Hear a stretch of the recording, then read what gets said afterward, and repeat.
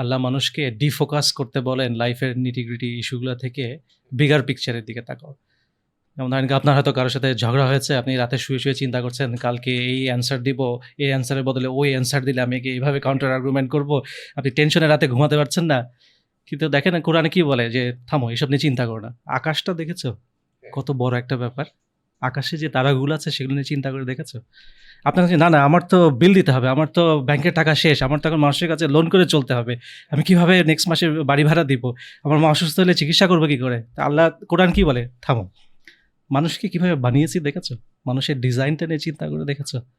তো দেখেন কোরআনে কিন্তু বারবার মানুষকে ডিফোকাস করতে বলে। আমরা লাইফের এই ছোটখাটো প্রবলেম নিয়ে খুব ব্যস্ত হয়ে যাই, কিন্তু আল্লাহ বলেন না, না দাঁড়াও, wait, look at the bigger picture. বড় আসলে তুমি বড় লাইফের বড় জিনিসগুলোতে তুমি দেখছো না, চিন্তা করে দেখছো না। তো এটাই কোরআনের শিক্ষা। আমি দেখেছি যে আপনি বারবার দেখবেন কোরআনে আল্লাহ মানুষকে লাইফ নিয়ে এত বেশি ব্যস্ত হয়ে যেতে বা খুব বেশি লাইফ নিয়ে চিন্তা করতে মানা করেন, কারণ মানুষের লাইফে স্ট্রাগল থাকবে। এই দুনিয়াতে মানুষকে পাঠানো হয়েছে স্ট্রাগল করার জন্য।